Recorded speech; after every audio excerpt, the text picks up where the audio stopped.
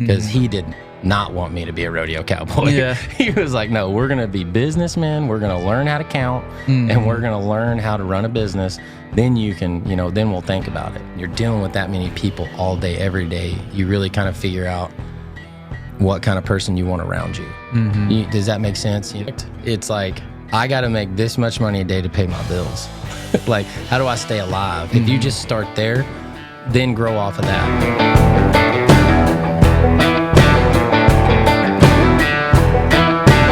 Welcome back to the Wealthy Cowboy Show. Today we got RB Shield on.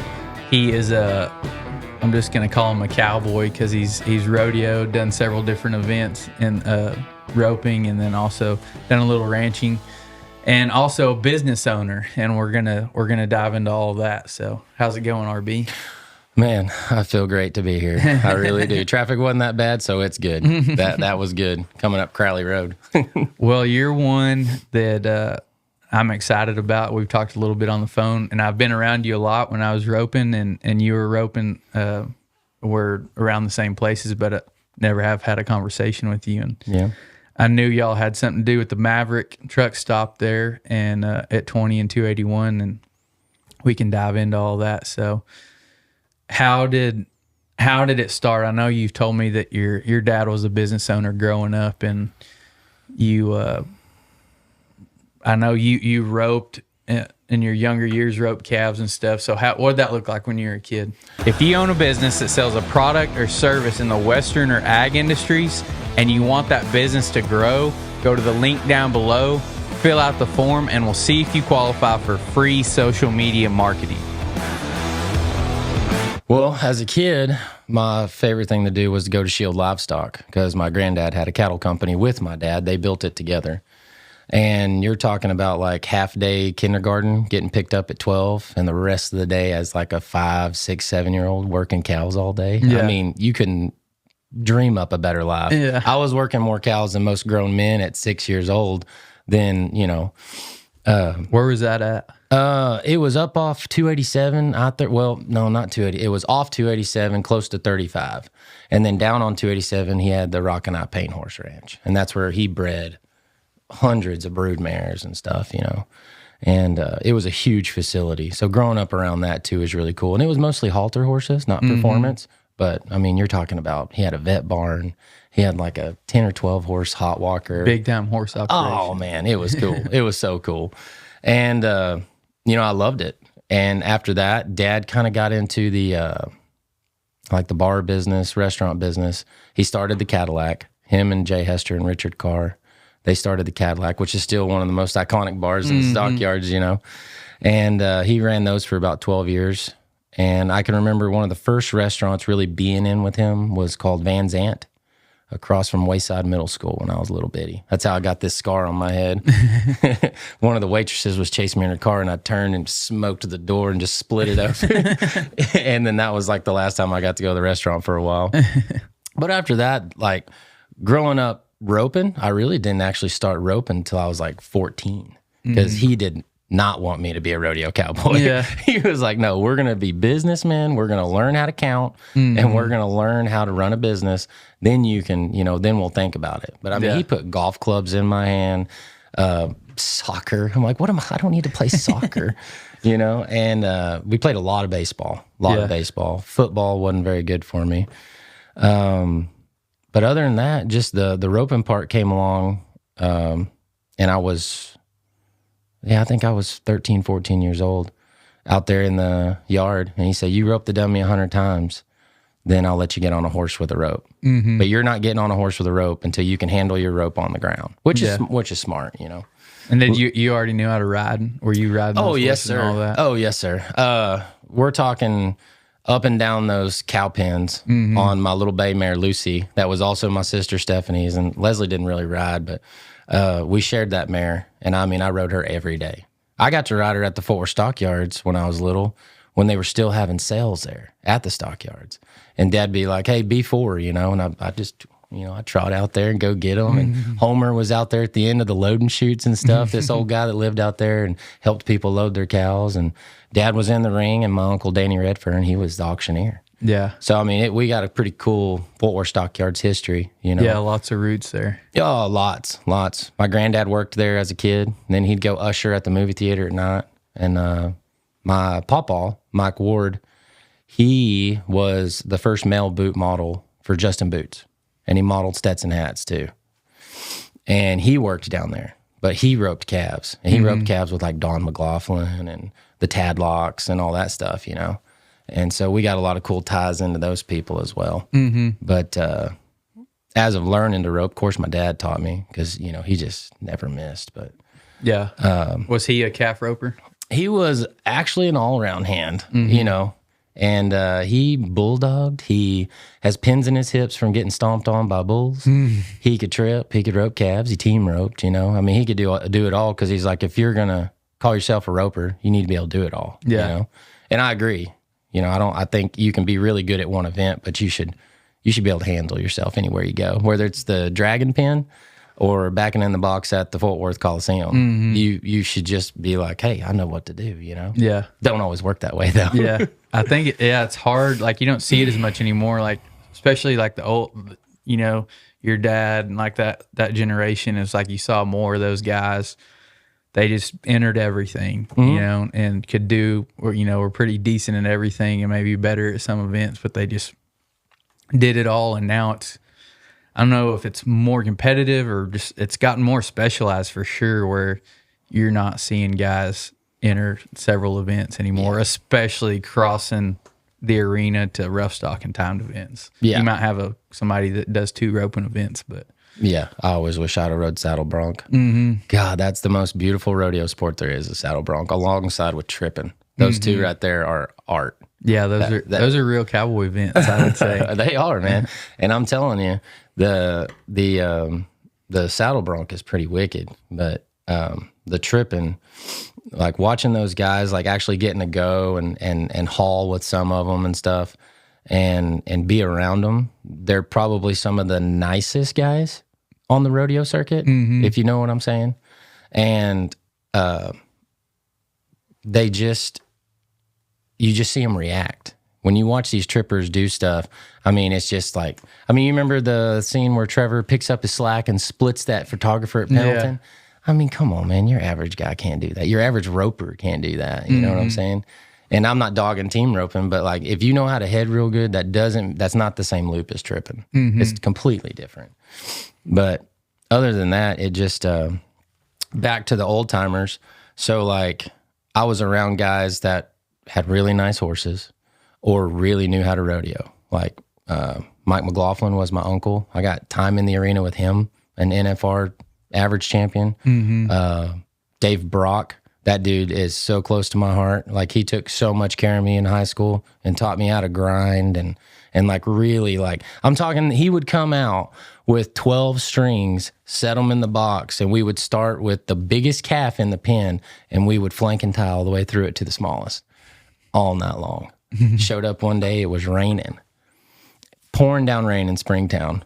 And I'm like, well, it's all right. I'll just go home. He goes, get saddled. You're going to have to know how to rope in the mud in the rain. And he turned out calves for me in the rain. Yeah. I mean, not a lot of guys do that. I wasn't paying him to do that. I had calves there and we both helped each other rope and it was a good deal, you know. But learning from those guys, that's the biggest thing for me is like my dad, Casey McGlawn, he taught me really good horsemanship. Got the green off of me, really. I was 16 and Dad kicked me out to Raton, New Mexico. Or not Raton, it was Capulan. And it's the ranch that Bond's Ranch has right now at the Capulan Mountain and all that. And which is really weird because I'm 16, my property backs up to the Bond's Ranch. He's sending me somewhere I don't even know people, and then that Bonds winds up getting that ranch and running cattle on it. But he'd have me do everything, and I didn't know. You know, I'd never been on a big outfit before. And so I'm really thankful for him. He taught me a lot. But rodeoing wise, like learning to haul, you know, Jeff Davis. Oh my God, Smiley. dude, that guy, I had more fun with him than I think I've ever had on the road. Yeah. Oh my gosh, dude. We won the Sonoran steer saddling, the Sonora Rodeo steer saddling. And then that night we go out, and of course we're out on the ranch having a big time, and I pick up one of the biggest bull snakes I've ever seen in my life. I go out there and I pick him up by the head. His head had to be that bigger. And they both got out of the truck and like pointed a gun at me and said, "We're going to shoot you first, then the snake. Put it down." And I was like, okay.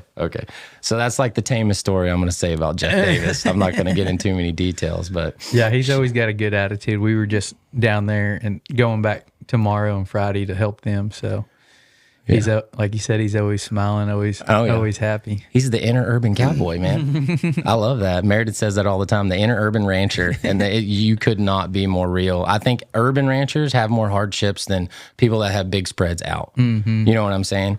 I think that fences, he said he went out there one time and his Remuda had a saddle on it. And he was like, "Where did this horse get a saddle from?" And I guess someone just come up off the road and tried to ride him. Yeah. I'm like, "Well, you better go look for a dead body is what you better go look for." But that's how I grew up, was right there in Fort Worth over by Eagle Mountain Lake. Our place butted up to Bond's Ranch. I can remember Missy, and I don't know if Bonnie or April came over, but I remember they would ride all the way from their house, tie their horses to the fence, and they would swim in our pool. And then we were swimming, and Missy's horse shook or something, and the saddle went underneath it while it was tied, and it just peed all over. And she didn't care. She's like, "He'll be fine." Just threw it up there, laced him up, rode him back home. I was just like, "Dad," he was like, "Man, that's just the way they are, because that's ranching." He's like, "You got to deal with it. Got to get home." And I didn't understand it because he didn't really want me. He wanted me to be a cowhand, like able to work cows, but not go hit the road and rodeo. Yeah. We fought about that a lot, but it's been good though. So he was kind of molding you for something more, to be a business owner, or go do something big. Yes, sir. And I appreciate it. I really do. A lot of people be like, "Oh, he held you back," or something. Like, nah, he always did exactly what I needed. Like, you need the right kind of horse, I'll help you find the right kind of horse. Riggs, it took a while. I had to pull his 2-horse Miley inline shotgun load with a 5th wheel. And that's what I rolled up in. And now people are like, "Oh, those are such cool trailers." Well, when I wasn't cool. No. They're like, "What is that?" I'm having to unhook it and back it up by hand, or I'm just like, loading one in, shutting the door, loading them in. They're all right behind each other. And anyways, I would drive that from my house all the way over to Burleson, Texas, and team rope with Dylan Bransom. Or I would drive it to Ross Charman's house to rope calves with John C. Bryan and all those guys. I drove to Springtown every day in that rig for a while, and I just started telling him, man, people were like, "Bert, you got to get him a different trailer. It's hard for him to turn around sometimes." And he goes, "You won't want to go win one." So I did. 2003, I won my first trailer, and that's when and Dave helped me with that too. And that was when I realized, I was like, I can bite me off a piece of this. Like, I can get after it, And that's when I really dropped everything. Like, I quit high school sports. I was still in high school. And then I wound up getting a college scholarship for it, Stormy Mullins and Johnny Emmons, two great guys, And I'll never forget one thing Johnny told me, explaining to me a good rodeo career.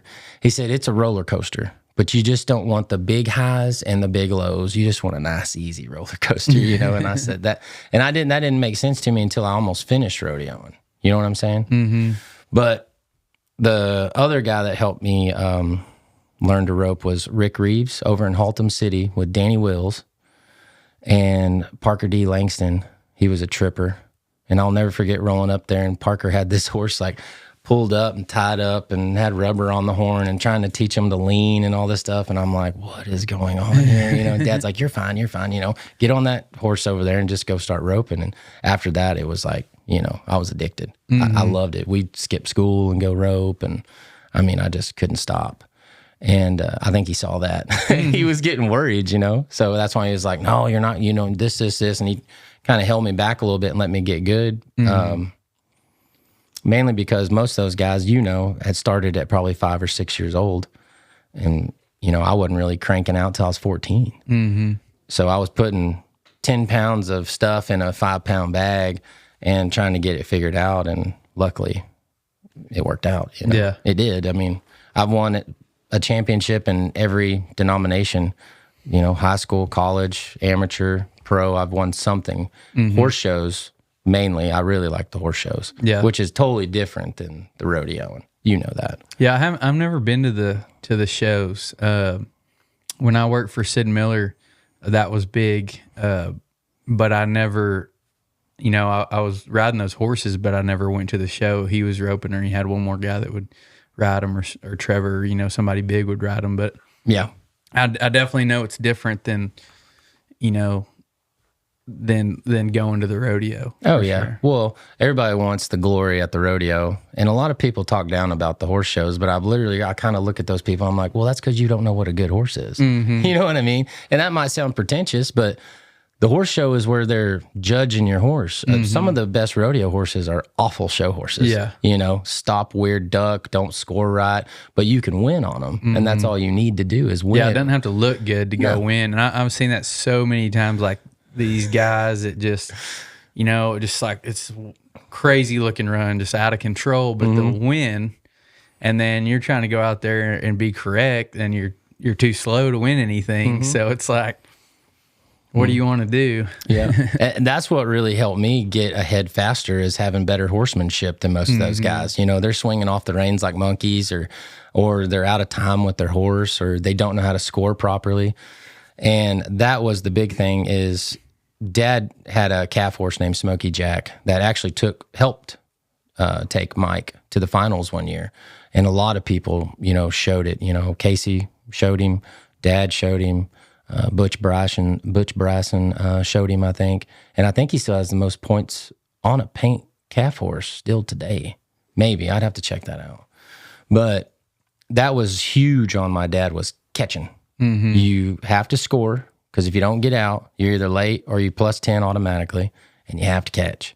So, I mean, it's just like put a breakaway in your hand, and until you can just score off your hand perfect and run up there and rope one around the neck every single time, don't even think about getting off. You know what I mean? Because then you're going to be thinking about getting off, and you're going to stop kicking. You're going to get set up, and everybody gets mad at the horse and all that. But the horse show stuff, I think, really is what I love the most, because I do like it quiet. I do like a really nice scoring. Like my good sorrel Deuce, man, I mean, he just was perfect in your hand. You could float him and just run all across the line and then just dump it. Well, then you could take him to the rodeo and tighten him down a little bit and put a jerk line on him, and you could win a pro rodeo. So that's when I really started trying to talk to Dad about, well, maybe I should just train horses. He go, oh, God, you'll starve to death. Yeah. You know what I mean? Getting even worse. Yeah, he's like, you're going the wrong direction. And I'm like, okay. So I think trying to have all that was really when I left, you know, because we all leave our parents and we go start rodeoing with someone else. I lived with Randall Carlisle for a while. And I think that's when my roping really elevated. And it's not that he showed me something that was just outrageous. We just were able to butt heads. We were able to flank and tie against each other every night. Yeah, a little competition. Oh, yeah. And like, you know, he'd tell me, he was like, you're riding like a idiot today, you know? And I'd be like, what are you doing to that horse? She's not doing anything wrong, you know? And we would just be combative, but still friends. But I would work him out, because I went to Tarleton. I got a kinesiology degree. And then I say, okay, you do stuff with me and I'll work you out, because he was kind of a littler guy. And I started making him do power cleans all the time, just wearing him out, just to help his flanking, because he's so fast, he could flank with one hand. And so we really got good, or got better, I guess I would say, living together, because we had like 60 head of calves. And if you want to see me get excited, tell me that there's an indoor calf alley somewhere that we're going to go rope. I'm like, do what? Okay, let's go. You know, I don't even care if I'm roping. I'll just turn out, because I just love being in an arena. I love it. And helping people, really. You know, I like to kind of teach these kids. I try to give lessons and stuff like that. But back to living with Randall, when I started going with him, that was like my rookie year in 2010. And I didn't go really that hard. You know, I won Santa Fe. placed at Sheridan. We went to some other rodeos and duck offs and all that kind of stuff. But I was in Colorado Springs, I think, and Dad called me. He's like, "How you doing?" I'm like, "Pretty good." He couldn't believe me when I called him and told him I won Santa Fe. And he goes, "Well, how much you got? What's going on? Where you headed?" And anyways, we wound up working out a business deal because he's always been good about that. And he's like, "Go to Denton. And if you do good at Denton, you should go to the Northwest, to Walla Walla and all those." Mm-hmm. And I said, "Okay." And I'll never forget that calf, Crockett. And I'll never forget that Denton calf. I mean, I came across there and two swung this girl, and I hammered her, and she still got up and ate my lunch. And I met her on the ground. She come up and just, kicking and all that. And I'm sitting there just watching the Northwest fade away. I cross her tire, go home. I said, "Well, it's a sign. I'm going to stay home, and I'm going to start, I'm going to open up a taco casa with him inside the Maverick Travel Center." Mm-hmm. And that right there is when life really changed. Life got hard there, Mm-hmm. But where did, so you were still trying to rodeo, and it was just kind of a byproduct that you got involved with that, right? yes. So was all that was a great idea to put that in, especially when y'all did, there was that one other store over there, and The Shell. Mm-hmm, Yeah. and it was not very good, still not very good to go in. I mean, we always stop at the Maverick, but now it's a very busy intersection right there. Yep. And Dad saw that coming. Mm-hmm. A lot of people told him he didn't have a Chinaman's chance because he wasn't on the corner. Mm-hmm. And now it's a huge store. Yeah. It is. It's really big. What was that? That was just like, he just had a vision that was going to be a good deal. Did he go buy that land, or already had it sitting there? Yeah. Bert and his visions. He has a lot of them. Yeah. And as you can tell, I mean, we've had several restaurants and all that kind of stuff. He saw it. We're really good friends with the Carters, Ellison and James Carter, Nathan Carter. Anyways, they're really close friends of ours. And we'd been going out to Santo. Dad was a land developer at the time, and he was kind of seeing trends, and he'd pick up on them. He'd buy land, split it up, sell it. Well, he saw that piece of property sitting there, and he's like, "Man, this 281 and I-20, it's hot," And that store over there, what used to be the Circle H, was just doing money hands over fist, And so he's like, I can do this. We had already had a gas station barbecue joint off Boat Club Road called Possum Lodge. And that was right over by where we lived. And it was big time. I mean, barbecue, burgers, beer. People would come in, fill up their boats, ice beer, grab some food, go to the lake, and then come back all sunburnt and all, been on the lake all day, want more food and more beer. And he'd have live music. He just knew how to throw a party, and knew how to have a good time.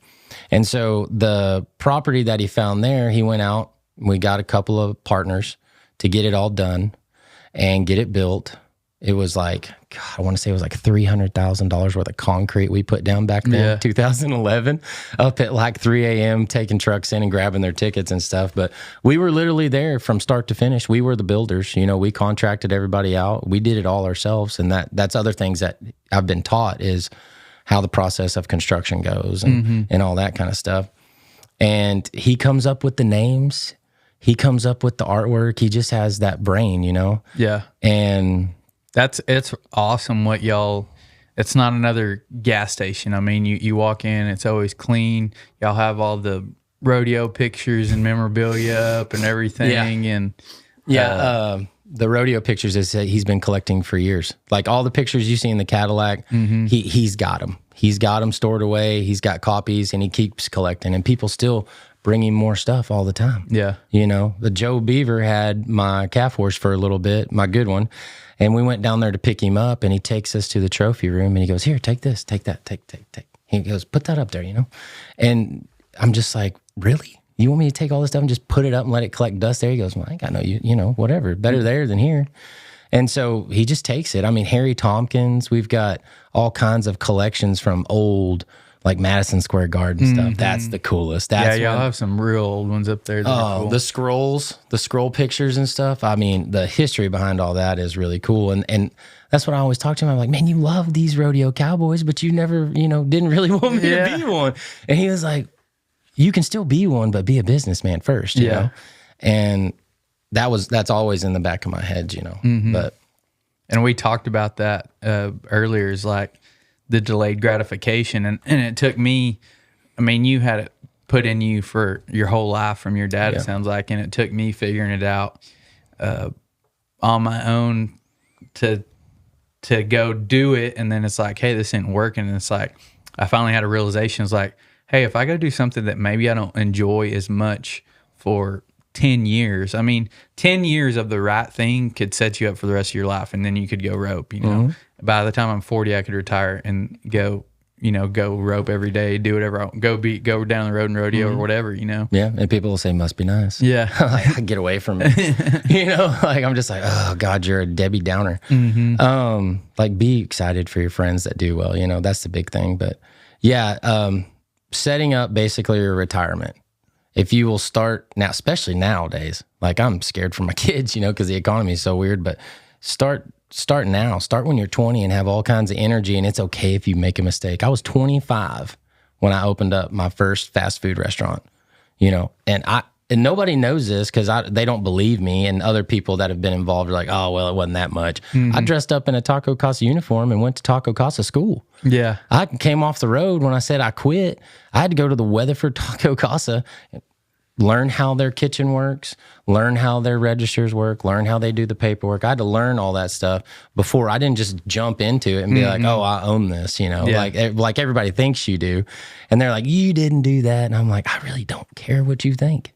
But because I'm over here reaping the benefits of my hard work, because we were there open to close. Yeah. And I don't know how much you've ever watched a kitchen in a fast food restaurant. It's different. You know what I mean? It's like an elementary school, prison, like kitchen. Because it's like you've got all different types of people, and then your customer are all different types of customers. You know what I'm saying? Because you got people that come in and have X amount of dollars, and then you got people that come in and buy big things and stuff like that. But he told me, he said, this will set you up to where you can go down the road later. Trust me, RB, it's a good decision. And I'm like, oh, man, if I quit, I'm going to fall behind and I'm going to lose a step. I feel like I'm on my game right now. I think I was second in the first round at Huntsville or something, made it back to the short round. Like we were still building and I was still trying to rodeo a little bit. Yeah. And that got hard. Like trying to run a business and rodeo, that got kind of tough. You know what I'm saying? Because you would get phone calls, late at night about something. You're like, got one foot in one deal, one foot in the other. And Basically. And then, you just kind of learn to go with the flow. And I wasn't very good at that at first. I'm still not either. I got a pretty big temper, and it takes me a while to get cooking. But once I do, I'm done, because whether it's the horse world or the restaurant world, people are going to take advantage of you. You know that. You know what I mean? And you got to be prepared for that in any genre of life. People just aren't that fun sometimes. And you're not that fun sometimes. And you have to just have grace. Like the best advice I give people that are getting married, and it works for normal life, is be good forgivers. Because you're going to screw up and you're going to want forgiveness. So you better learn to forgive. Yeah. Because they're going to screw up and you got to be like, hey, it's cool. I'll let it, whatever. But the restaurant thing coming in was not easy. It really wasn't. Because how did you decide Taco Casa? Well, we grew up next to him, to be honest with you. I don't want to tell people where head corporate lives or anything, but it's over there. You knew the people that... We did. I grew up with Taco Casa in Saginaw. The owners were living around Lake Country area at that time. And honestly, me and Dad thought it was a good footprint. Yeah. It was... And it's good food. I'd never had it. We don't have it in Gatesville, but when I moved to Stephenville, we ate it all the time. And then when you get to Fort Worth and not going north and DFW, I think it's a really good fast food taco place. And to be honest with you, it really is. some of the healthiest fast food you can eat when it comes to the beef, when it comes to how much sauce we put in it. You know, if you're a sodium watcher, the beans are made fresh every day. The meat's cooked fresh every morning.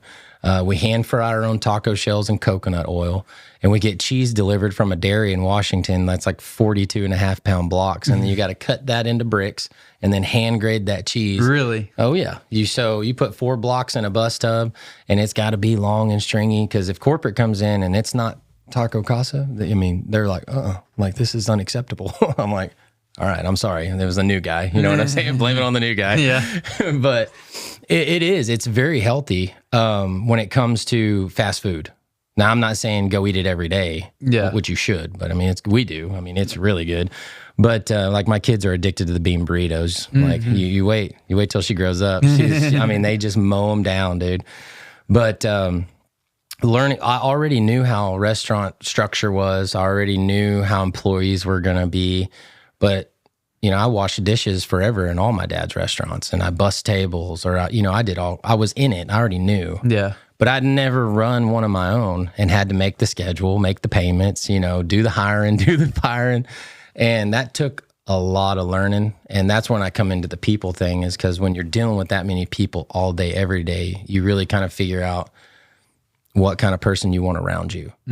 Does that make sense? You know, and what kind of people you don't want. And it's okay to say that, like, I can't be around you. And then, you know, that whole situation to where you get feelings hurt and all that kind of stuff, or you're taken advantage of or something like that. But like I said, the restaurant business is the wild, wild west still. You know, it really is. I mean, the restaurant we had down at the Stockyards, the kitchen wasn't much bigger than this table. And we were pumping out more food than, you know, H3 was at some nights. And it was crazy. And a lot of crazy stuff happens. It's a lot of risk. Risk versus reward is how I look at my life. Yeah. Yeah. So like, picking the Taco Casa, when you were going to do the restaurant deal, did you research it like, I can open my own little cafe deal, or did you want to go the franchise route, and did you go Taco Casa because you can make the most money at that franchise, or did you just kind of know those people and you're just going that direction? No, I would say anybody that's going to try and open up a restaurant, I would shoot for maybe a franchise first, something that people know, and that's your bug light. That's what attracts people. They know what that is, and if you keep it consistent and you keep it good and you keep it clean, then you're going to have repeat customers. So going out and starting your own is really cool. And it can, you know, if you know enough people and you got a name, that's cool. But if you don't have a name and you're kind of trying to get off your feet, I would say franchises are a good way to learn the restaurant business, because then you also have the corporate of that franchise, or the franchise kind of backing you, helping you succeed. I kid you not, Crockett. I've had a 6-man crew and 5 of them walk out on me. And it was just me and another guy taking the orders, making the food. And I had to call corporate and be like, hey, you know, like, I just had my crew walk out on me. I don't know if they're going to come back tomorrow. And they sent supervisors to save me. So you have that safety net there. And that was what really honestly helped me the most, is because Taco Casa is pretty good to work with, and they're family oriented and all that kind of stuff. And we all have the same interests, you know, hunting, fishing, rodeoing, roping, you know, they all kind of do that stuff too. And now 14 years later, I think, you know, if I was to go out and open up my own, like, just say me and my wife went out and opened up a bar grill, I don't think it'd be an issue, because we know what to expect. Yeah. Does that make sense? So it's kind of like buying your first herd of yearlings and trading on them and moving them, and how am I going to take care of them? And then once you kind of get a flow, you're like, oh, I can do this every year. You know? Like, this is kind of figure it out a little bit. Yeah. Or starting a calf horse, you know, you just kind of, you figure them out, you figure out where it's going, and then you just push that direction. Yeah. I've seen, I listen to a lot of podcasts and stuff, and that's a big thing that I never thought about either, was the franchise route. You know, everybody wants to do their own deal and have their name on it and stuff. And there's a crazy statistic out there of, like, most restaurants fail, you know, fast, like within the first few years. And I mean, one is business, and two is like you don't have a lot of margins, I guess, in that stuff. But they said like the franchise deal, like you're saying, is they want you to succeed. They're going to support you. They're going to train you, and if you get the right name, if you get Taco Casa that's well branded in that area, or McDonald's or something like that, they say like McDonald's costs so much to buy into because you're gonna do good because everybody knows McDonald's. Yeah. All the marketing, the branding, all that stuff is already done for you. So, if you get into something that's already going like that, and they show you a proven system and kind of hold your hand along the way, and then, like you said, you can go out and do something else if you want. You can, if the franchise allows you to. That's a downfall about a franchise, is sometimes you'll have like a non-compete. Like you can't go out and start anything else that resembles what you're doing with them. And that protects themselves. Yeah. Because, they don't want someone coming in, learning their system and then going out. I don't blame them for that. But the people that should not own restaurants, if you want to own a restaurant, but you're not willing to get back there and cook, don't own a restaurant. Last week, I helped build lunch 3 times. Yeah. And people are like, oh, I got the boss man back there. And I was like, oh, God, I'm just trying to get through this lunch rush. And so I can go home and saddle my horse. Like, you know what I mean? But the opening up your own one, I would applaud if you have experience. If you have a good product, make sure your product is like, go take your product out there, test it on people. Like, hey, try this, hey, try this. My wife cooks nonstop. I mean, every day, all day. And so you can take her food and I'm like, hey, try this, try that, try that. And they're, ooh, I really like that. And I'm like, okay, you can base a dish around that. And then you have to learn to price it. A lot of people don't know how to price it. Like, what did it take to make that sandwich? And it's a penny pinching business. Kind of like selling gas, which is part of we make pennies on fuel. Yeah. Nothing. Basically, but it draws people in because they're going to come in, they're going to go inside and buy a Coke or whatever. The fuel brings in the people to buy the smokes, Cokes, and the Twinkies. You know what I'm saying? And in our case, they buy purses, they buy hats, they buy taxidermy. We've had full body bears bought out of our store. And, they're just carrying it out and they're like, what is this place? I'm like, it's the Maverick Travel Center where all your dreams can come true. And our food is bar none really good. We got great pies and stuff like that. But that is part of the use your local people. Like if you're going to do a restaurant, try to do local because that's who your employee or your customers are going to be, are local. Does that make sense? But like back to the percentage side of these restaurants, you got to know how to look at your percentages daily. I can tell you exactly how many tacos I sell every day. I can tell you what my best seller is and what my worst seller is. And then you can form a deal around your bad seller. Like if you want to pick up tostadas, you buy one, get one. Simple. You know what I mean? And then post it. And you can't really do that in the horse world because there's no buy one, get one unless, you know what I mean? That you just don't get that lucky. So I don't know how to explain it really. On the one thing of the franchise, did you know, like, did they already tell you the numbers to expect? Like, you open this, you're in this location, and this is what it's going to cost, and you're projected to make this much if you do this and that. And I mean, yeah. to kind of eliminate a little bit of the risk. Well, what like Tony likes to do, he's like Tony Nash. He's basically runs it with Roy, but he would tell me, hey, this store runs this much, and this store runs that much. We had so many customers at this one, people were walking out because it was so busy. And I'm like, I'm like, oh my God. So like you're nervous first day, but it's really not that bad out where we're at because I'm not in the urban area. I'm on the outskirts. So I got it pretty good. It flowed in and they said, you can expect, if you can run these types of numbers, you're okay. If you're running these types of numbers, you're doing something wrong. Yeah. So it gives you boundaries to shoot for, but the best way to make money is to be there, care about it, and try to build it. And then you can start stepping back and slower. First 5 years I was there, I was there every day. If I took a day off, I was grateful. And I had really good managers around me that would help me every day, and I could kind of go take a break or I could kind of shoot off and go do something. But then the more people you hire, your percentages get off. It costs more. You got to watch your overhead. And like for example, if they drop 10 tacos in a day and they go in the trash because they're going too fast, I add that up and then I show them that. And I said, if you drop 10 tacos every day and then you do it all year long, this is how much money you're just throwing in the trash. And those people didn't know. They were like, oh. And I said, please slow down.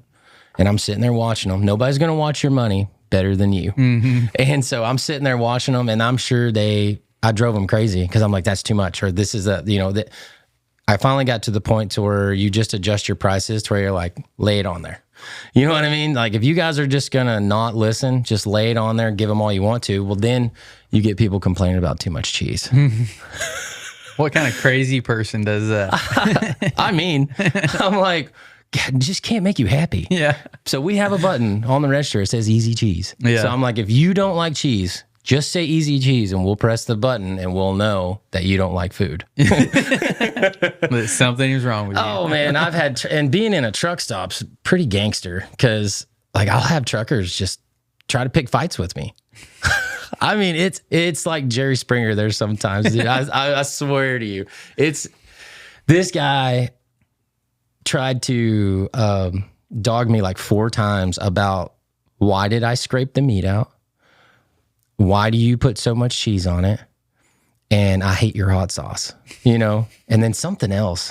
I think some lady got mad at me we didn't give away bottled water. And I was like, there's a convenience store right to your left. I'm sorry, you're right from where she was standing. And I said, you can go get a bottle of water over there. Like, I don't understand. Why are you angry at me that I don't provide free bottled water? So that's when the whole people thing started like really kind of like, okay. You just got to say, yes, sir. Yes, ma'am. No, I've told some of them. I've said, I invite you to leave. And then like the whole dining room started clapping. And people just don't see that every day. And when you do, you think it's cool at the time, but then it goes away, which I would rather it go away because I get plenty of emails about, well, this person put too much sour cream on here. And I'm like, oh, God. And then Dad's like, what are you so upset about? I said, do you get emails about your food? He goes, no. I said, I do. God.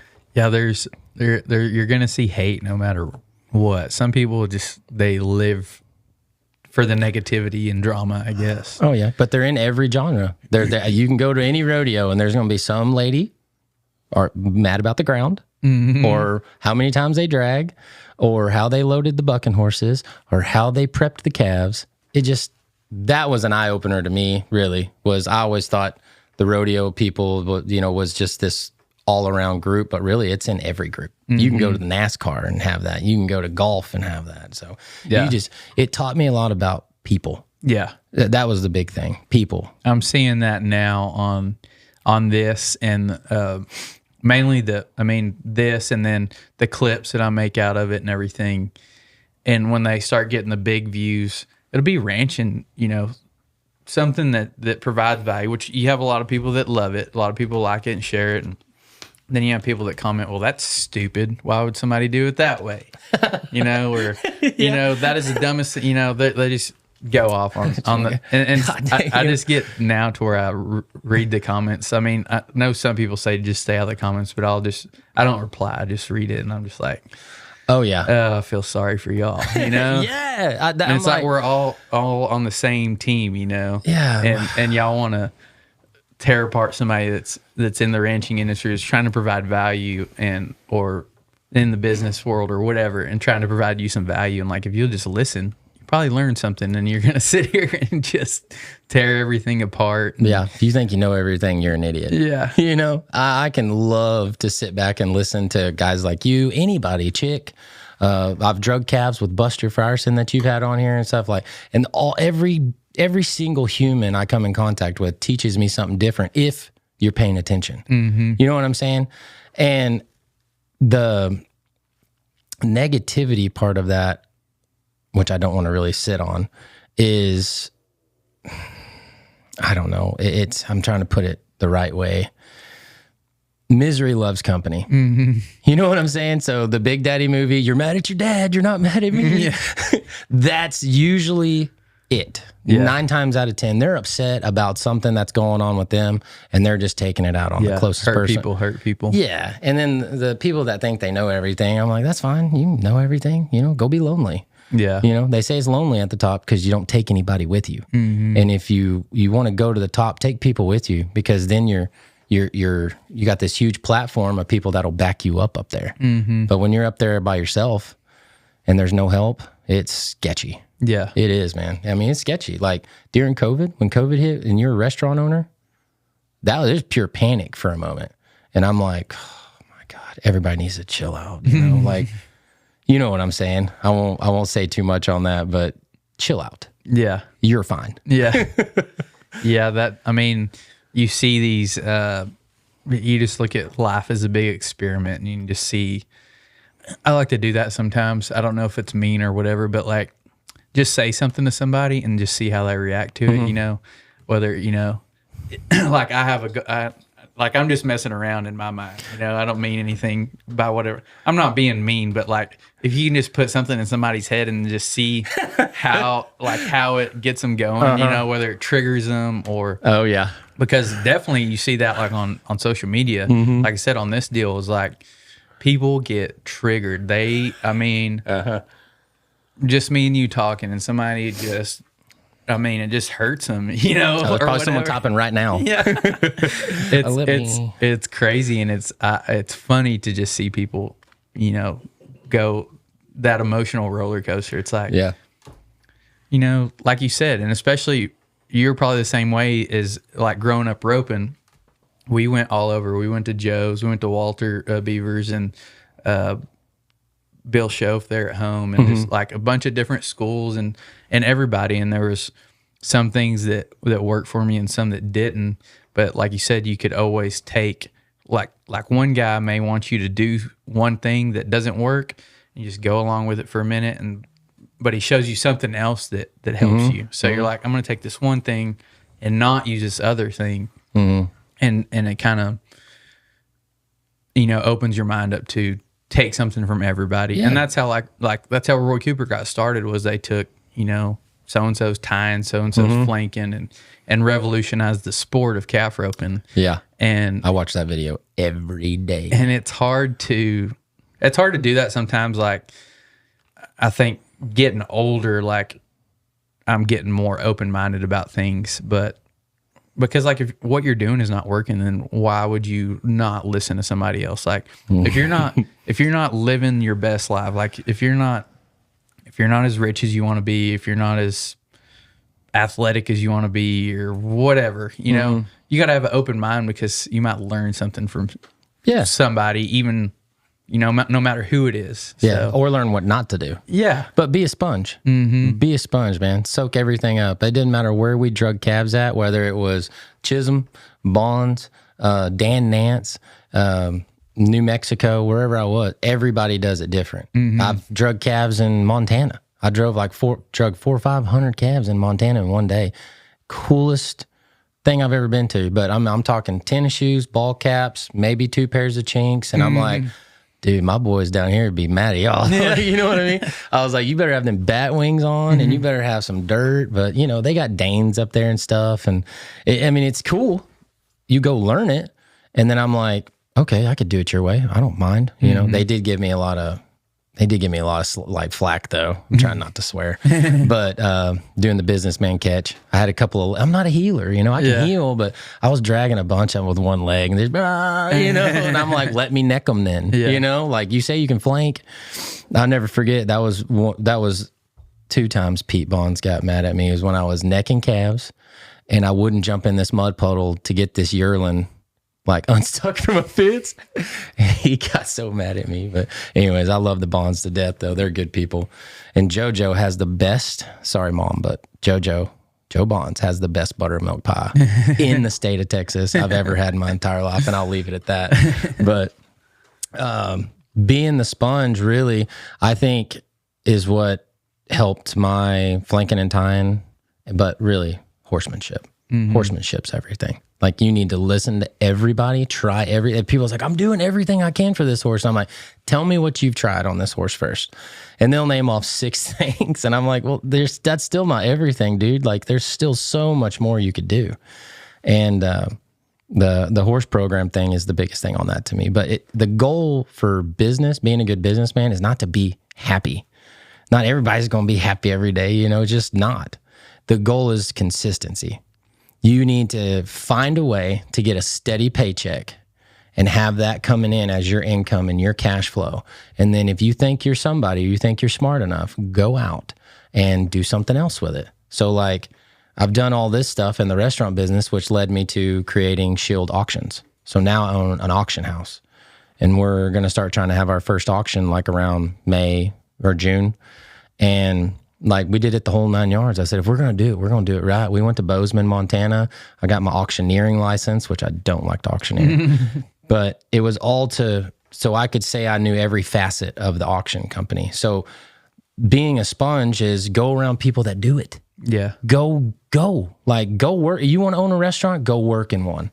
You want to have a horse business? Go ride with somebody that does it, that you trust, and see if you can do it. But like I said, there's people that call me all the time. I get phone, RB, how do I get a taco casa? And I'm like, I can stop it right here. I go, you need to be liquid or be able to go get a loan for $1.2 million at least. And they are like, oh, never mind. And I'm like, and also go in the back and work. Yeah, and wash the dishes and sweep up and do the paperwork in the morning. It is what it is. And I'm not too good for that. I mean, we've cleaned the bathrooms when there's issues. If you think you're too good for something, you don't need to be doing it. You're never going to be a good business person. You know what I mean? You can be good at numbers, and those people are savants. You know what I'm talking about. A person that can go invest some money somewhere, turn it around and do it over here. I mean, that's real brains to me. Like, you're not even breaking a sweat and you're trading money. But some of us aren't blessed like that. Some of us didn't pay attention in class as much as we should have. And Dad was like, the only reason I did that is because my mom and my dad would be in those restaurants working. My mom would be in the back doing the books, and Dad would be out front being the front man. And he'd also, I could also remember him getting in fights with the waiters and stuff. I caught you stealing, and he'd get in there and cook. I mean, still to this day, I think it was a couple months ago, he's 72 and feels like garbage some days. And he was back there trying to make a new recipe, trying to try something new. And then we started doing these breakfast quesadillas in the morning up there now. And then he sells them. Everybody loves them. Yeah. He's just a doer. So if you have a good idea, don't just think about it and let it go away. Go try it. You know what I'm saying?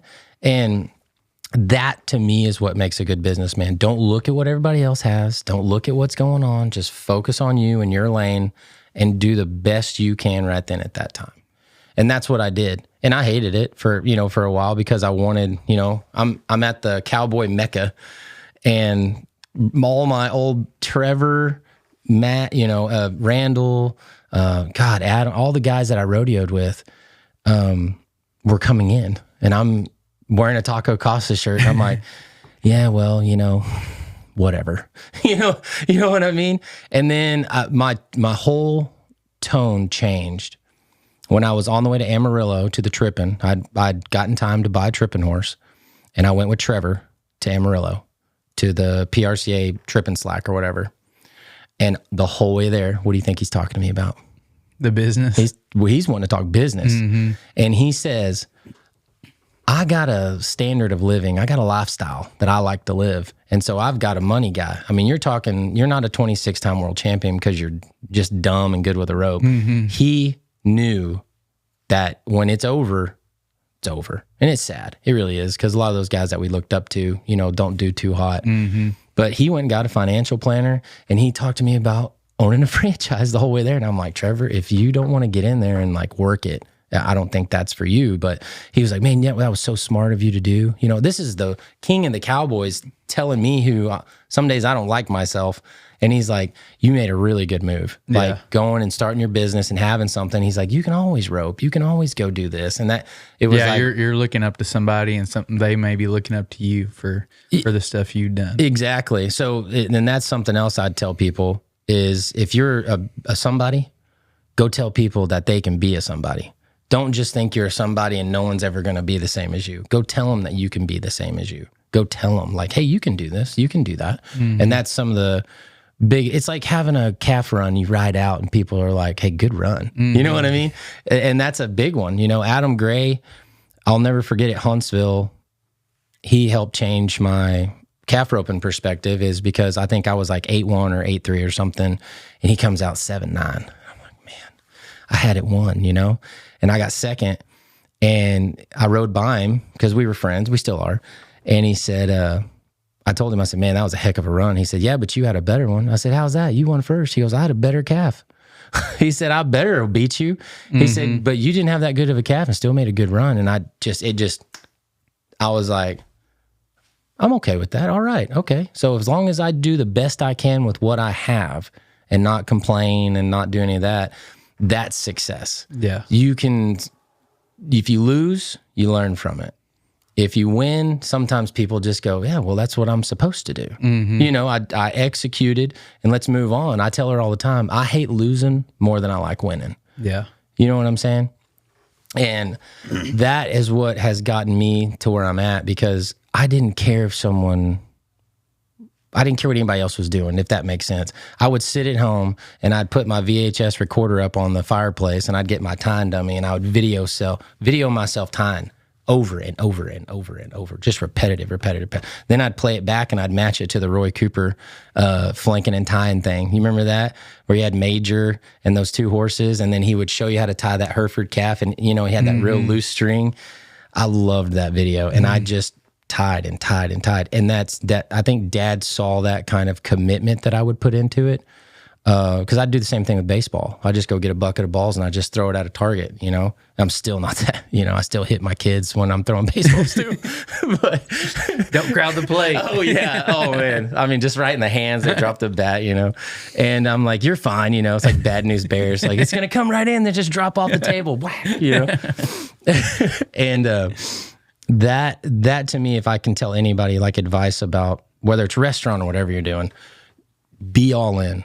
Don't just say I'm an investor, you know, don't just say, well, I'm too good for that, which I've already said, but be willing, willing. Well, I mean, you never can tell who all listens to it, but I'm sure people that are listening to this are not big enough yet, at least, to be a silent investor in anything, you know? Yeah. Like, I got $2 million. I need somewhere to go with it, RB. What do you think? You want to open another restaurant? Oh, yeah.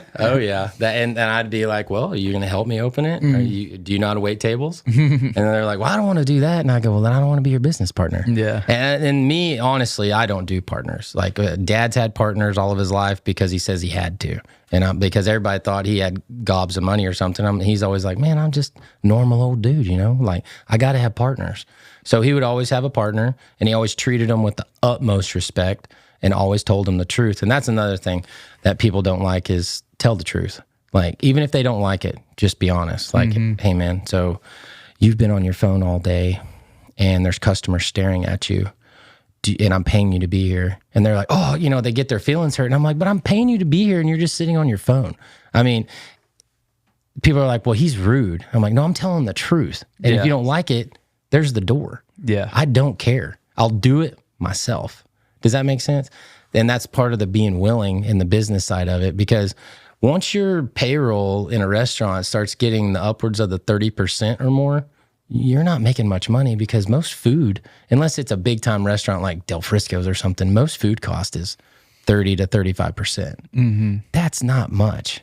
When you're paying this over here for royalties, and then you're trying to pay all your food cost, all your bills that you brought in, which actually I passed Bass Ham Foods. That's where we get our food from for Taco Casa on the way here.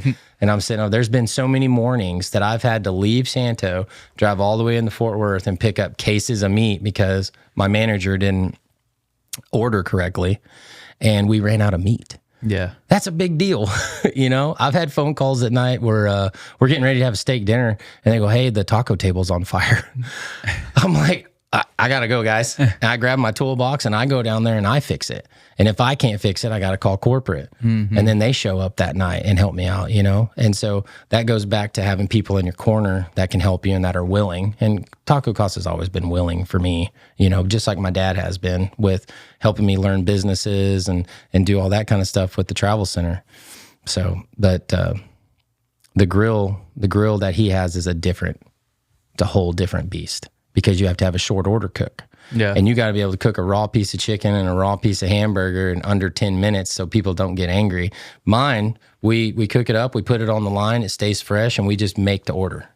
So it's way easier. Yeah. But when you get to a restaurant, like when we had the Horseshoe Hill down there at Stockyards and we were doing chicken fried steak, I was working in the window as the expediter. Oh, my word, dude. I mean, I'm talking, I've never seen so much beef fly around as I did there. And pulling out ribeyes and cutting steaks and doing all that kind of stuff while people out there just dumping wine and having a good time. I'm back there sweating, you know? And then you come out and everybody wants to party and you're tired. So you're like, all right, we'll get the tequila, I guess, you know? I mean, anyways, that's just kind of what it all comes to, I guess, really. Yeah. But, yeah, it's definitely, you know, being willing to take the chance and that delayed gratification, I think, and seeing the opportunity instead of, and knowing that in 10 years it'll be worth it. You know, it may not be worth it, you know, right here in the short term, but you may be back there doing a minimum wage job, you know, doing dishes or something, but in the long term, it's going to pay off for you. Oh yeah. And it has, there's no denying that. But it is hard to start a business. So it's real easy to just go out and tell people, hey, go start your own. I've got like 3 friends that I said, you ought to be doing this for yourself. But it was a business that didn't need a lot of employees. So he was like running a dozer. And I'm like, you're so good with that dozer. Just go do your own thing. I had a buddy that was a welder. I'm like, and then he's like working for these companies and he doesn't really like working with all these people. And I'm like, go do your own thing. Yeah. Like, just go do it. You're already getting up and going to a job that you're not happy with. Just go do your own thing. Yeah. And they did. And it's like night and day. Their life is different. And I'm like, that's all it took was for you to believe in yourself and go do it. So I don't really know. Yeah. I mean, not everybody, I don't think everybody's cut out for it. You got to have some risk tolerance and, you know, be willing to put in the work. If you get in the right companies, you know, you could advance to, you know, to live a very good lifestyle without having to take the risk, you know? And Neil Dudley was on before and he worked his way up in the Peterson's meat company. And, you know, you call it being an entrepreneur. So like you got to be in the right spot, you know, the right company to where you have some freedom and you can help that company grow, and your compensation will grow with it. But you're providing a lot of value, and you know, not every company's that way, but you can do that in a company if you want. If you can't take that risk or don't want to take that risk, I mean, it takes all kinds of people. You just gotta know thyself whether you can get out there and do it, which I see people, like, I've always been not an employee mindset. It's like, right, I'm not going to go take a job because I can go figure something else out and do it on my own. And a lot of times, you know, it doesn't pay as good if you figure it by the hour. I mean, the payoff is the same, but you might put in more work and more brain power. Yeah. Yeah. And more stress and everything. But it doesn't bother me, but I know it bothers a lot of people, and they want the security and all that, which is fine. It takes everybody. Like, your deal wouldn't run if you didn't, if you couldn't have a good manager there, you know, when you're away, then it's not going to work. You gotta, there are people that care that, you know, if you can give them an opportunity, they'll take it. And that's big. That's where I go to, like, taking people with you to the top. You know, I'm not one to starve my employees. I try to give them bonuses. I try to take care of them when I can, help them out if you can. And that's hard for some people to do. They're like, I don't do that. And I'm like, well, I don't either, to certain ones, but the ones that I feel really good about, warm and fuzzy, I'll help. But that's how I do what you were talking about, risk. That is the best way to start a business. Do a risk versus reward. I probably would have done better at being a risk management guy because I based my whole life off risk versus reward. And sometimes my calculations are off and you wind up in jail or something. But the risk versus reward is like, I think people that'll go spend $10,000 to make $1,000, you're a lunatic. But I'll go spend $1,000 to make $3,000. That's a safer bet. Does that make sense?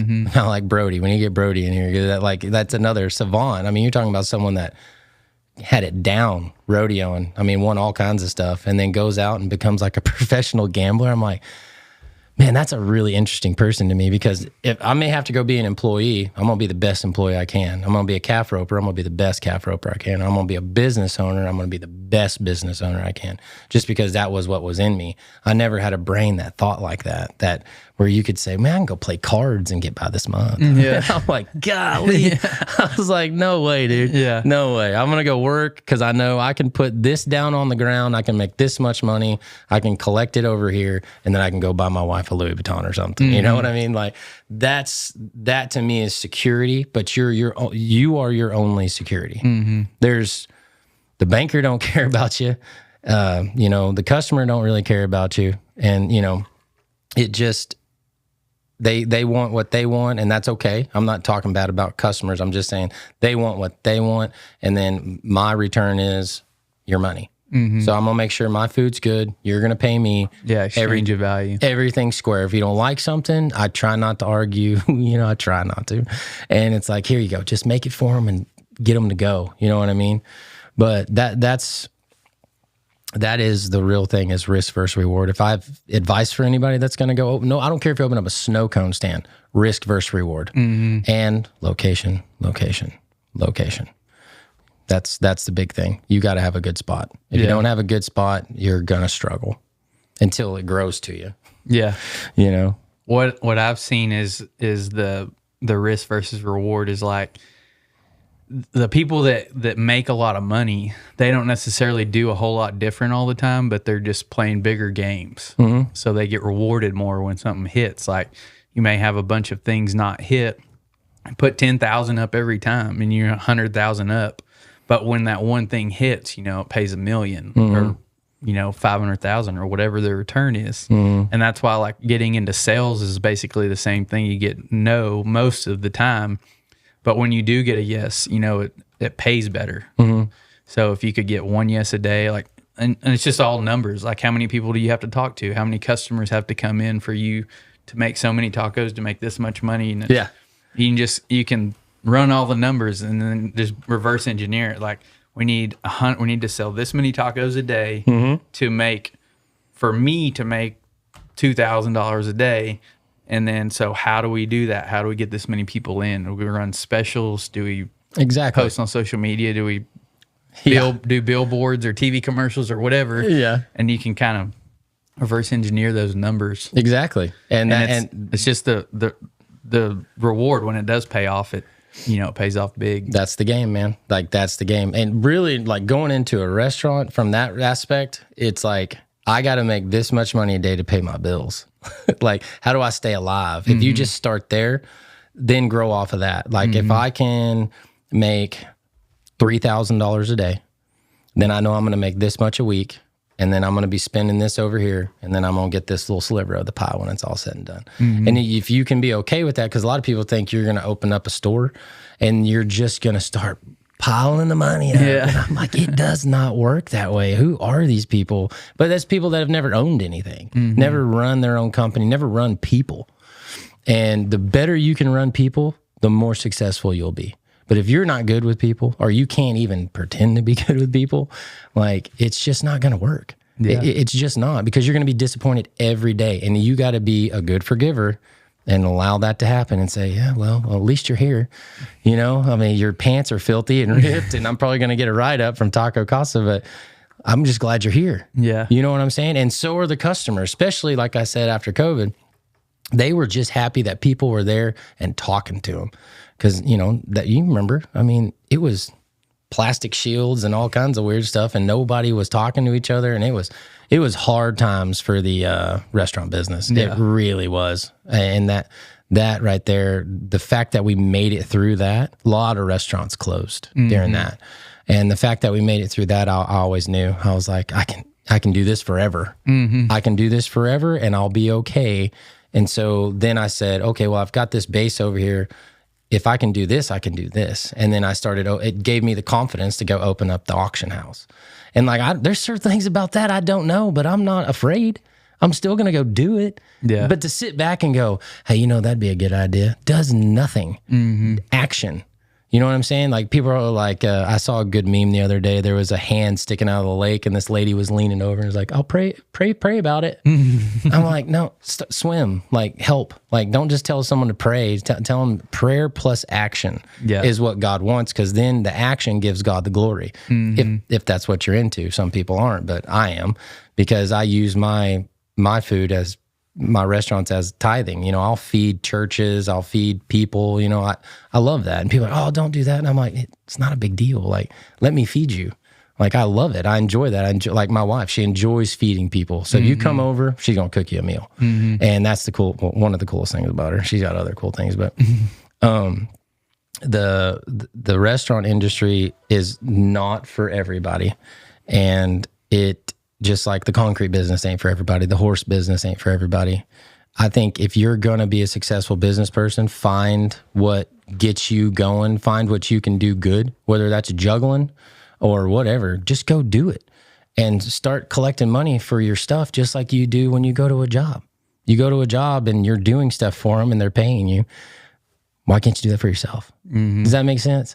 So when you're growing, through the growing pains and everything and learning, you kind of get down on yourself, and you're like, oh man, I just, and everybody's like, why are you in such a bad mood? And I'm like, well, where do I start? And they're like, oh, well, you'll be all right. And I'm like, you have no idea, except for people around me. And then that, they tell me, calm down, Yeah. And it's like, am I ever going to make it? And then it's like, you're just struggling through it, and am I ever gonna? Is it ever gonna pay off? And then finally, when you got, I think you got to go through that. Every story I've heard from anybody in any industry, it's you got that growth period, and you think you're never gonna make it. But if you're doing the right things, stay consistent, and then it finally starts hitting you and you start collecting the rewards. Have you ever asked yourself why it costs so much to get paid? Hey everyone, this is a show that has a lot of entrepreneurs and business owners on, and the number one rule in business is to get paid, right? If you own a business, there's a good chance you're overpaying for credit card processing, and there's an even better chance that you're getting terrible customer service. At Diversified Payments, we make the payment process simple for both the customer and the business. Being based in Central Texas, we're able to offer business owners personal customer service while saving them money on their credit card processing fees. And we're the only payment company that I know of that's deeply rooted in the ranching and rodeo industries. If you think you're paying way too much in card processing fees, or you can't get in touch with your payment processor when there's an issue, go to diversifiedpayments.com/wealthycowboy. I was talking to Trey Quinn. He's got a beef company, and we were at the World's Greatest Horseman, and he was talking about, I said, how's your beef company doing? Because I know it's like a couple years old now. And he goes, some days I don't know if I can produce enough. But when he first started, he's like, I don't know. We'll see how it goes, you know? And it's just that quick. It can happen. And if you're ready for it, it's awesome. If you're not ready for it, it can be very overwhelming. Yeah. You know what I mean? Like when they come in and hit you all at once, and you got a line out the door, and you're looking up and people are stomping their foot wanting a super burrito or a big burger from the Maverick Grill or something, like you can just see it on their face, and you have to just smile and say, hey, sorry, we're shorthanded today. We'll get it out, you know? And most of the time they understand. The ones that don't, you just let them complain and go on about it. But that's, like I said, in any industry, you're going to have people that are upset about something. Like we did custom homes for a long time. Like we built homes or spec homes and stuff like that. And I got a buddy who builds home, Ty Blackburn. The stuff that he tells me that people call and complain about, and he's younger than me. And I'm like, bro, I know how you feel. It'll be okay though. This too shall pass. Yeah. You know what I mean? And then all of a sudden he's got a dirt work company, you know what I mean, called DreamWorks. And he's like just going off the rails. And he said, oh, I got a whiteboard full of stuff to do. And I'm like, tell me about it, dude. I got a checklist of things I got to fix in the kitchen. I got people I got to fire. Then I got to find someone to rehire. Like, owning your own business is very fulfilling, but it is way harder than being just an employee. Yeah. Like when you're working for somebody else. It never turns off. You don't clock out. Exactly. And you know how that is. Like, you're still attached to it. We can go to rodeos. Like, I'm like, hey, we're going to take this month off. I'm going to set the stores up and we're going to go do some rodeos or something. We're not gone. You know what I'm saying? You're still not gone. You're still there. They're still calling you. You're still attached to it. I'm still looking at the numbers on my phone and be like, hey, why'd y'all have a bad day? Or why'd you comp that much food during lunch? Or I can see every keystroke they do on my phone and I love it, but it will drive you insane. Yeah. It is, man. It is. And the sales part that you do, is that the credit card stuff? Mm-hmm. See, and that's another thing nobody understands. Nobody understands that it costs us money to run business. Yeah. And we're not just talking about the lights and the water and the employees, but to take your card and swipe it costs me money. Mm-hmm. You know what I'm saying? Or just having free Wi-Fi, that costs us money. That's an overhead. Yeah. You know, and that goes back to the rodeo business that people put on their Facebook and stuff. Like, I'm rodeo business. And I asked him one time, I said, what's your can I see your P&L? Like, what's that? I was like, that's a profit and loss. You put everything that you've spent and then everything that you've made, and then you do simple adding and subtracting, and we see if it's a money-making business or not. Like, yeah. Well, no, you know, all that's a write-off and all this, that, and the other. And I'm like, that's not a business. You know, that's just your lifestyle. It's what you like doing, and that's okay. Yeah. That's okay. But if you're going to call yourself a business, the business needs to make money. Mm-hmm. Rodeo is not the business. Maybe you selling horses because you rodeo is making the business.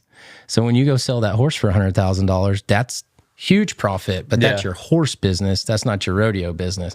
And then they still don't get that. You know what I'm saying? They still are like, well, no, it's all in the same. And I'm like, no, it's not. You're paying an entry fee, you're traveling, you're going, and it's you and the horse trying to win something. When you go home and someone buys that horse, that's a horse that you worked on there at the house and you sold it, whether you did sold it on the road or not, that's your horse business. Mm-hmm. See what I'm saying? You didn't win that money, you earned it. So that's the two different things. Like, winning money and earning money are two different things to me, if that makes sense. Yeah. So. Yeah, that's a good way to look at the rodeo and the horse deal. Yeah. And more power to you. More power to you. If you can make a nice enough horse to sell for $100,000, that's amazing. But at the same time, you're spending $100,000 to go down the road. Mm-hmm. So that's when I started putting all of it to the books, like I was taught. And I was like, I think I will open up a restaurant. Yeah. You know what I mean? Maybe this is smarter. And then people want to be like, well, that's just because, you know, you just didn't win enough. And I'm like, oh, is that it? Is that why? I said, or I just realized that I could go make a ton of money over here and then rope with no pressure. Yeah. I don't have to eat raw. I don't like ramen noodles. I don't want to eat in the trailer. I want to go to the steakhouse. I don't want to live that type of lifestyle. I want to have that standard up here where I'm at. And that's okay for me to want. People are like, oh, well, you know, you just think you're better than everybody or something. Or you just need to decide know thyself, you know, and decide how you want to live. If you just want to not have a whole lot and just not do a whole lot, that's fine too. But if you want to have a whole lot, you got to learn how to pay for it. So yeah, I mean, how many guys did you rodeo with that you were like, man, how do you do this? Yeah, I never knew the back end. I just knew everybody that rodeoed had, you know, a nearly new pickup, you know, and a nice living quarters trailer and all this stuff. And it's like, okay, so I go buy it and it's like, I can afford the payment, but when it comes to put tires on there, it's like, and that's an overhead that goes on your P&L. And it's like, how are y'all doing this? So most of the time there's money back there somewhere if that's all they're doing, or they have a business, you know, that, you know, own a business or in some kind of, you know, something in some kind of sales where they can run it from their phone or something. Yeah. But I just never knew the back end. So that's what I'm trying to provide here is like ways to do that back end where you can have that stuff and actually afford it instead of doing it backwards. Yeah, and you can do it. Instead of putting a video together and going out and showing it to these companies that don't know what calf roping is, thinking that, they all know who you are because of rodeo, when half people don't know what rodeo tie down roping is, and asking for sponsors, use that time to go do something else like that, to create something that's yours. Instead of asking for money to go rodeo, go start your own. Like, no sponsors. I didn't want any. I don't, like long time ago in high school, I had a couple, but they don't really do that much for you. And so I would have conversations with Dad about that. I was like, why would they go do that? Or why are they doing this? He said, well, man, so some people doesn't bother them to go out and hunt it. They think that's hustling. And he said, I was the same way, dude. He said, poor boys got poor ways. And he said, I decided I'd do it myself because I didn't want anybody over me. And I think that's the biggest thing that drove me, was when he said that. He's like, I don't want anybody over me, which contradicted to me a little bit when he had partners, but they were all equal. There was never... Well, you just don't want to be owned and told what to do. I mean, like a partnership situation, I think is fine. And you can get places faster with partners. Whether that's somebody that provides you some kind of skill that you don't have, or service that you don't have, or just capital, and you have the brawn or the brains behind it. But you have to provide value to each other. It's not like, I've seen people take the sponsorship deals, take the money or the product, and then it's like, you have to do it this way. You have to go here, do this, do that, and it's like, I would rather not do that. I would rather not be owned, and maybe not have and most of the time the sponsorship deal is like, it doesn't pay enough to move the needle anyway. So you're not going to one percenter. You're not going to tell me what to do, and it's like, and now with social media, and there's a different way to do it to where it can be beneficial, and you're more of a partner to that sponsor. It's not really sponsorship, it's a partnership. Yeah. And, I think a lot of people probably don't do it the right way. They're just like, oh, you'll give me some free ropes and some free diesel, or, whatever it is. Like, I'll put a patch on there. Yeah. I'll sell out, but or you'll be like Adam, and if there's just a tiny twist in that eye, it's going back. It's going like, and I don't like it. It's going back. Like, Adam, you are being aggressive right now. But that's a calf roper. It's got to be perfect. If I don't boot my horse up the same way, it ain't gonna work. You know what I mean? But the partner thing, like you said, you do grow faster, but you're still attached to that person, and there's still, whether y'all have the same goal, you might have two different ideas on how to get there, which that's also good too, which helps you get you there faster. But when it comes to a certain point, are you equal, or is someone doing more work than the other? And then you start to get that whole like, well, resentment. Well, yeah, I mean, God, I don't want to say resentment. That's kind of harsh, but it's like building fence with someone. Well, I like to tie the wire this way. Well, I like to tie the wire that way. Well, as long as it's tied, let's go. Like, come on. And that's hard in business, like especially now, because everybody's an expert. Like, you put one thing on online, and then you get all these people that, and oh my God, that's why I'm a GIF person. If someone texts me something crazy, I just send a meme or a GIF or something. I'm like, I'm not even going to type you. You're just going to get a funny meme of someone tipping their hat and moving on, And that helped a lot, detaching myself from caring about what people say online. I don't know if you've ever had to deal with that or not. But, or right now. Yeah, you just got to detach and laugh about it. Yeah, because who cares? You know what I mean? They're watching you. So I'm like, hey, man, you watched me. Thanks for watching. Yeah. And move on. It's real good. I mean, the comments drive.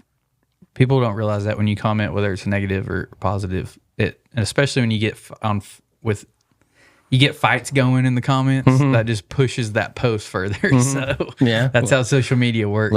Everybody loves to watch a tussle, Yeah, and I think people don't. If you're really trying to hurt somebody, then don't engage with the post at all. But they want to drop their opinion. Yeah. So your calf horse, what's your goal for? Man, it's tough. It's I'm just kind of getting back. I like to rope, just finding the time, and then also the money. not putting the money towards buying a finished one, so I'm trying to make one. But also, when they get worth a little bit of money, we sell them. So Yeah. I've got 2 going pretty decent. I've got one that I hauled to the double muggins and stuff, and I've hauled a couple jackpots, and she's going. Thought about selling her and maybe buying one a little further along, and then I've got another one that's should be pretty nice. I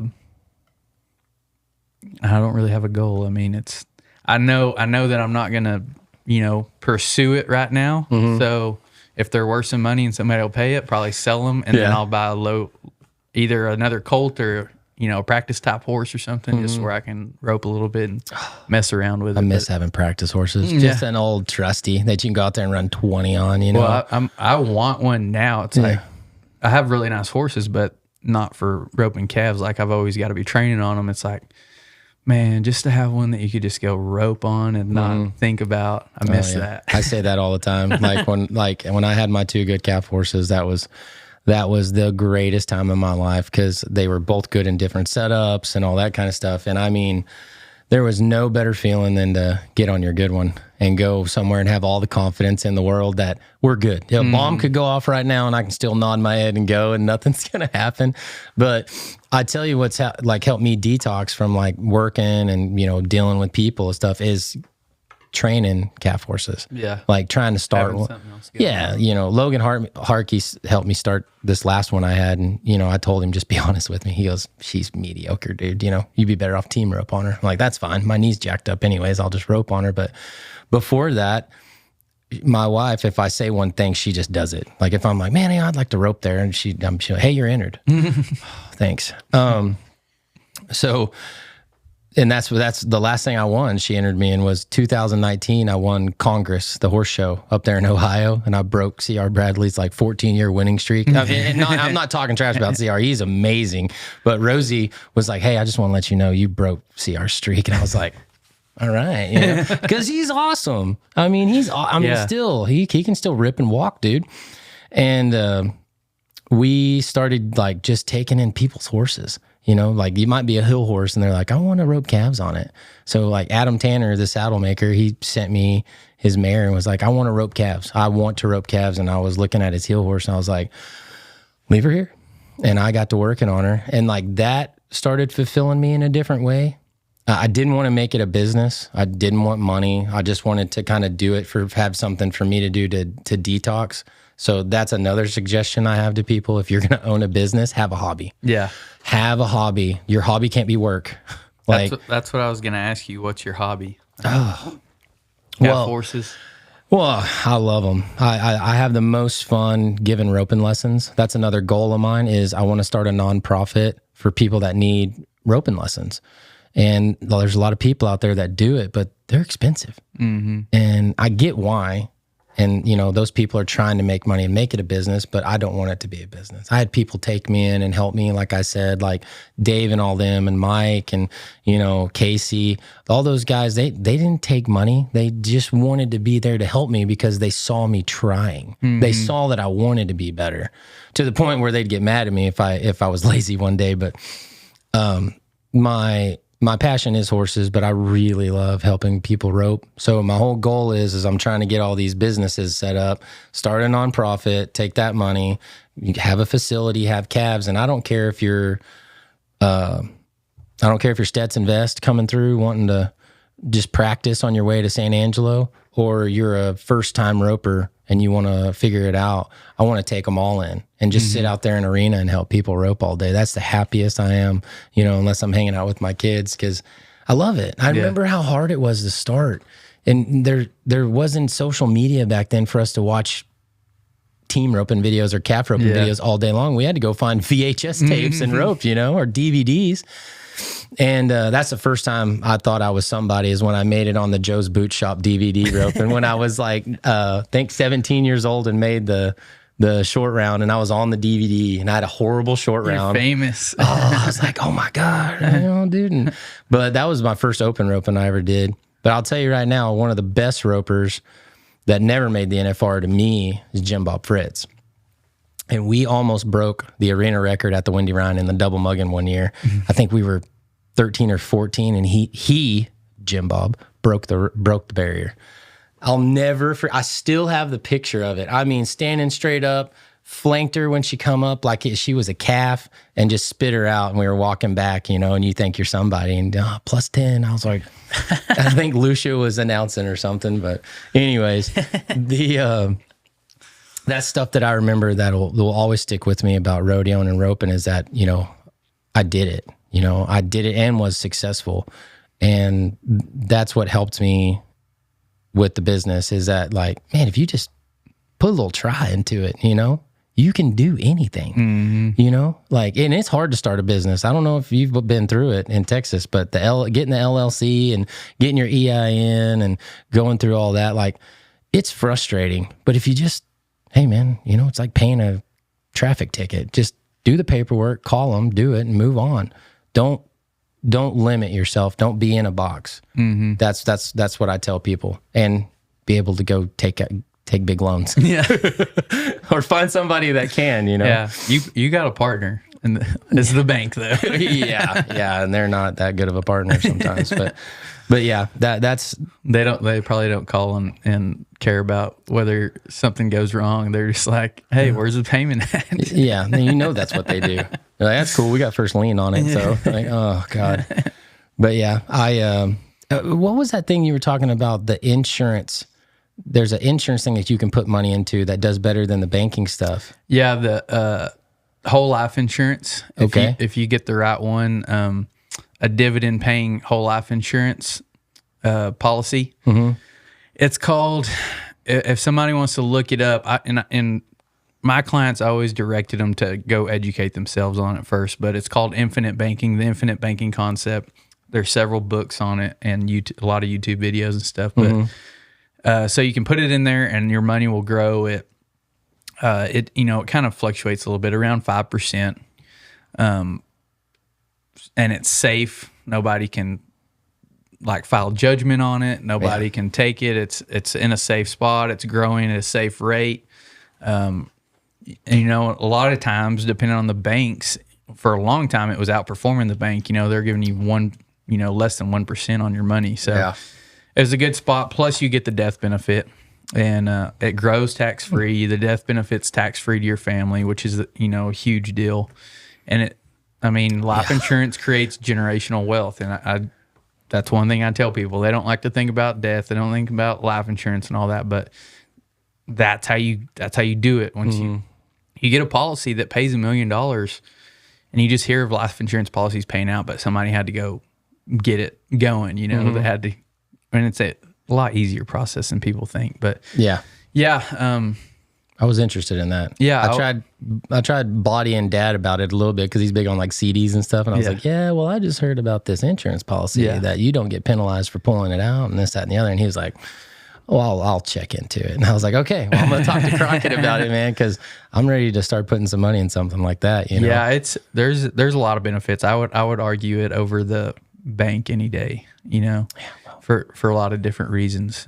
Fractional banking. I think that, I think the best investment is to go educate yourself where you can go start your own business or do something, get your skill set leveled up. But once you do have some money, and I tell people, I call people, I'm like, this is not to make you rich. Growing your money at 5% is not going to move the needle for most people. But if you have a lot of money and you've got to put it somewhere. 5% of 500,000 is a lot, though. Yeah, if you start putting it somewhere, and growing it, then it'll turn into something one day. But it's not a get rich quick deal. No, but it seems like a better way to place your money. Mm-hmm. If you're going to bet it down somewhere for the night, right. I would rather it be there than the bank any day. Right. I'm sure my banker's going to get mad at me about saying that, but deal with it. Yeah. I'm not here to make you happy.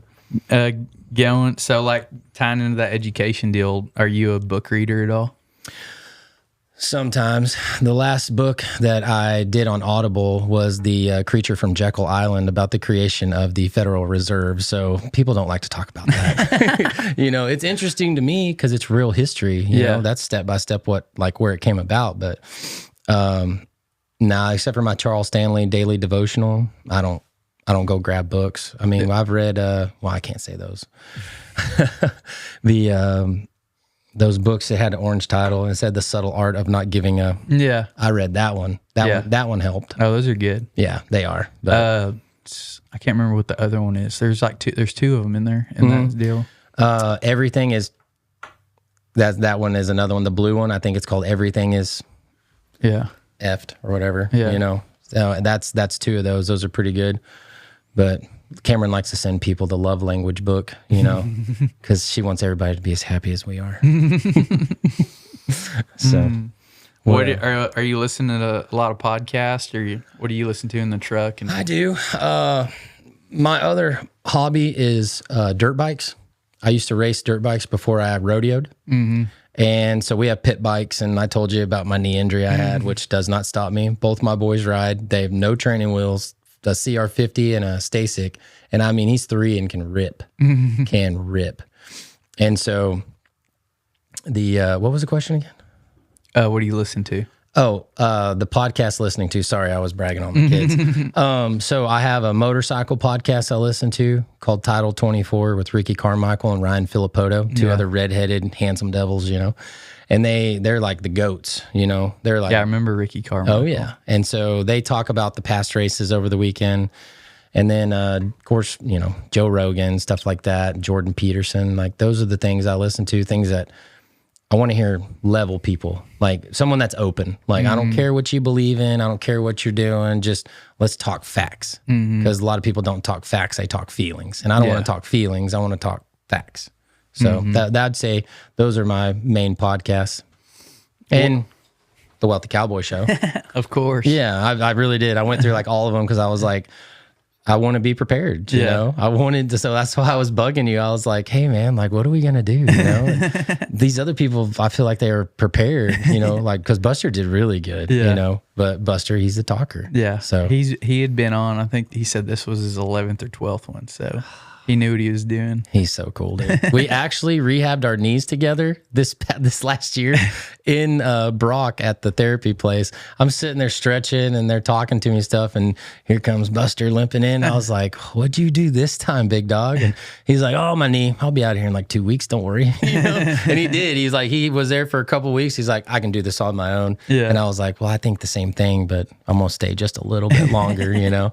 But we do. I got a gym at the house. I just rehab it myself. And once you learned what to do. Yeah. Well, I have a kinesiology degree. I knew what to do. I knew what to expect. My sister made my ACL. So like I have doctors and stuff and surgeons in the family. So they were all prepping me for what was to come. And then I'm like, I bet you I can beat that. And it wasn't very long. I was stepping off, you know, not roping again, but very slowly. Yeah. Yeah.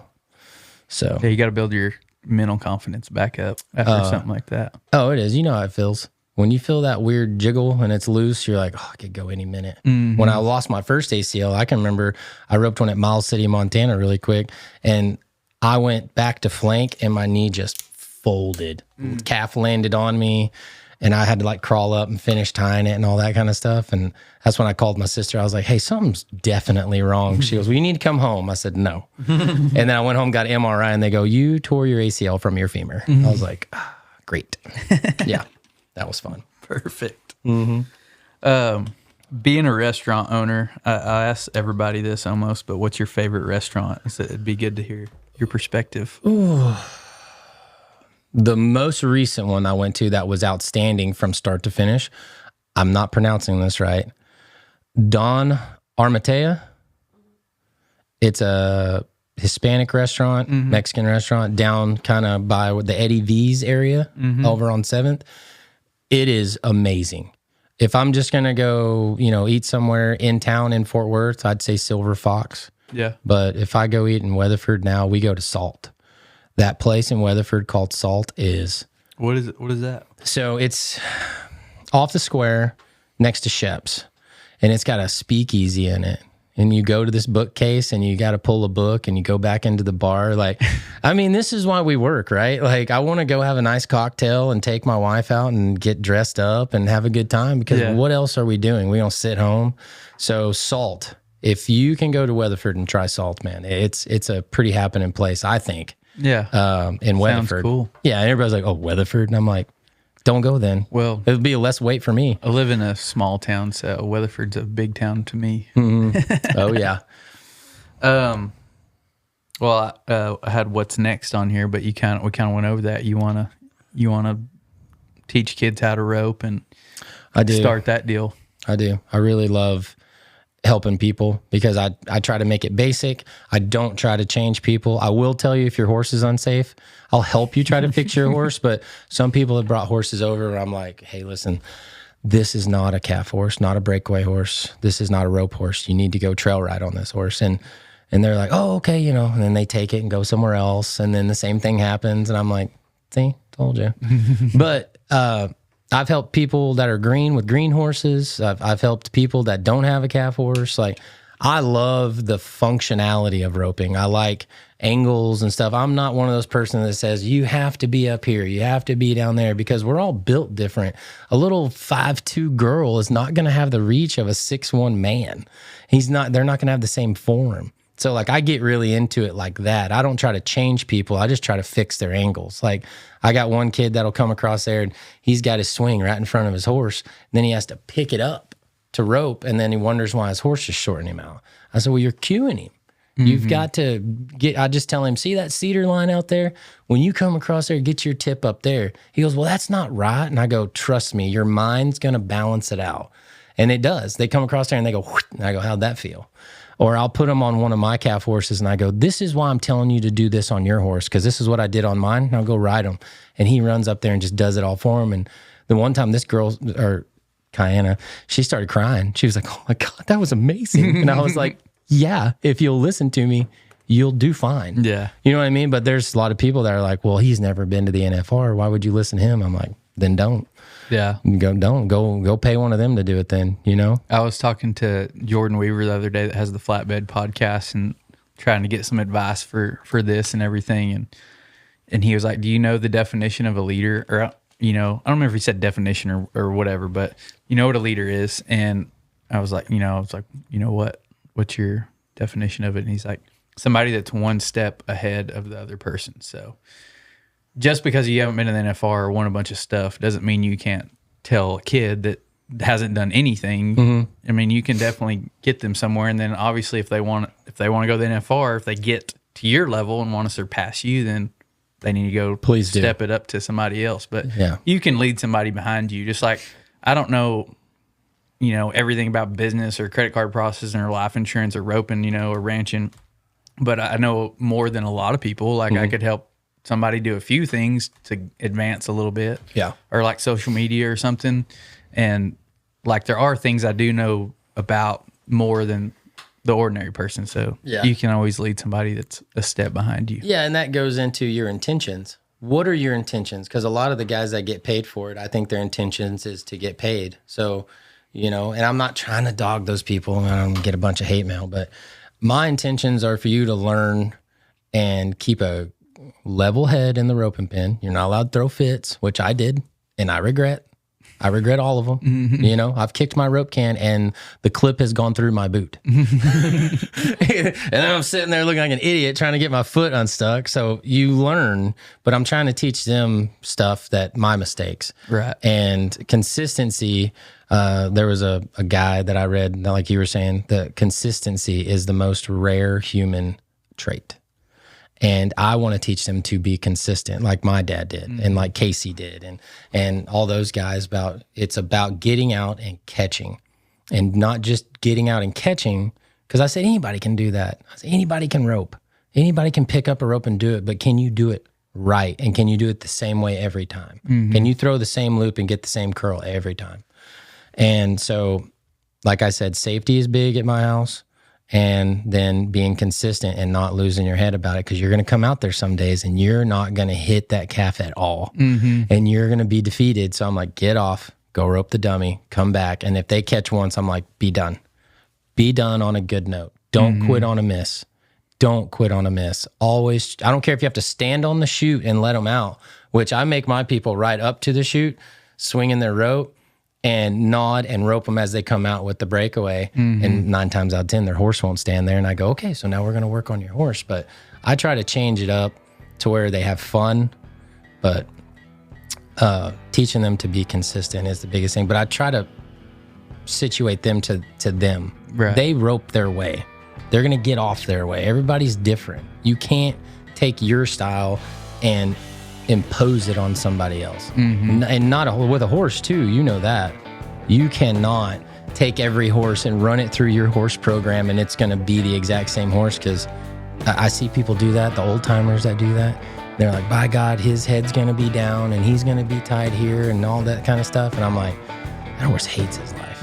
Like, he does not want to be a calf horse, and you're forcing him to. And that's just not me. I want to have a calf horse, or have a tripping horse, stuff like that. So, but awesome. Well, I appreciate you coming in.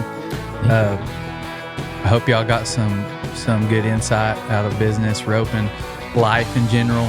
Share the episode out if you did. If you didn't, share it out anyway. Maybe somebody else will get something out of it. And y'all come back next week.